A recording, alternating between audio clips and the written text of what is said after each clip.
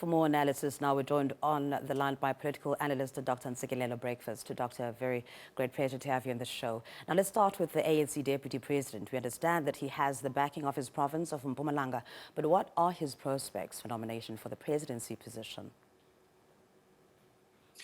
Banyasa, I think the Deputy President has entered the political fray at the 11th hour or at the last minute, simply because he has been too quiet, he has been too disciplined, and I think he trusted too much, the faction of Ramaphosa, because had it not been for him, Ramaphosa would never have ascended to the helm of power. He's the one who supported Ramaphosa at the last minute and made him actually the the president. But the Ramaphosa faction, they have not returned the favor to him by supporting him.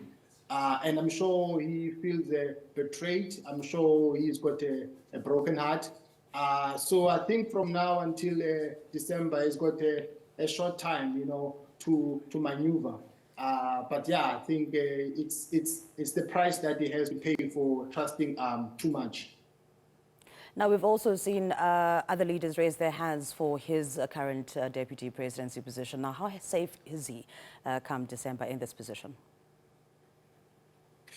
Exactly. That's why I'm saying that it looks like he's not coming back. He has been betrayed because if he had the support of the Ramaphosa faction, other people who have thrown their names into the ring, they would not have done that. So the mere fact that other people are indicating that they're interested in that position simply means that they don't support him. So I don't think that he stands a good chance of coming back as a deputy president, because that position is very strategic, by the way, because President Ramaphosa, according to the constitutional provision, can only serve for second term as the president of the country. So whoever comes in as a deputy president of the ANC will stand a chance of succeeding Ramaphosa. Now, let's move on to the City of Johannesburg, where we've seen the mayoral committee members announced. Now, while the ANC has seemingly heeded calls from smaller parties to be included in that, what else can we read into the names that have been announced today? Are you talking about the coalition formation? Yes, the coalition committee. Now, we've seen that there's 4 members from the ANC and 6 from the coalition parties. Yes. Yeah, Panyaza, there are two things, in my opinion, that give rise to coalition formations. The first one is political fragmentation. The second one is lack of majoritarianism. So coalition formations, by nature, they don't make room for one political party to entrench its hegemony.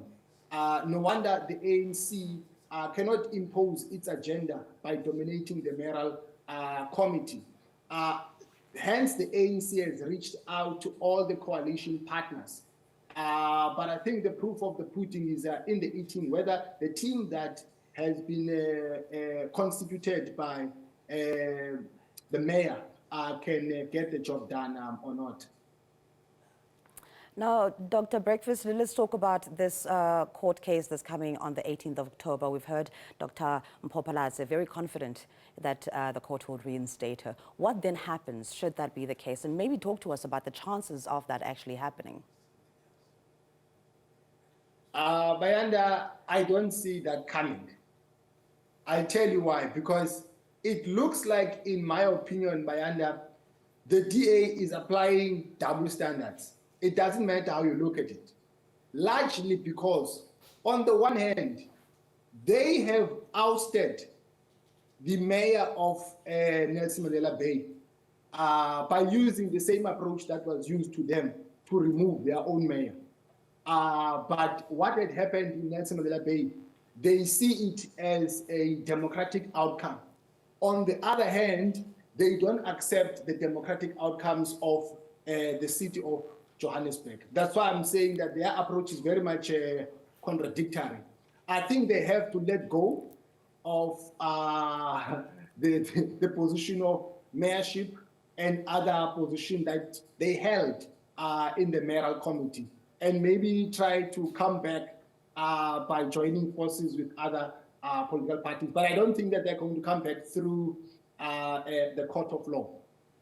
And Dr. Breakfast, just very briefly, because we are out of time, but I have to slot in one last question. Now, we recently saw reshuffles to provincial cabinets in Limpopo and Mpumalanga, with the Gauteng one obviously necessitated by the new Premier, Panyaza Lesufi, coming in. But now in the Mpumalanga and the Limpopo, we've seen the return of former murder accused Mandla Msibi, brought back as MEC. In Limpopo, we've seen Umama Florence Razalane, despite her being implicated in this VBS Bank matter. Are we to read anything into this about the party's ability or willingness to enforce the step-aside rule?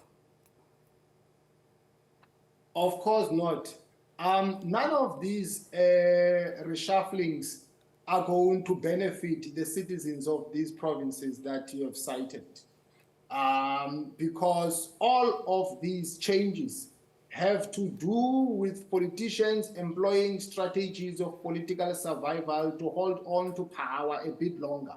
For instance, Panyaza was pushed to the position of premiership by the Adiwele faction in order to make a way for Maile and his guys to run the province of the ANC.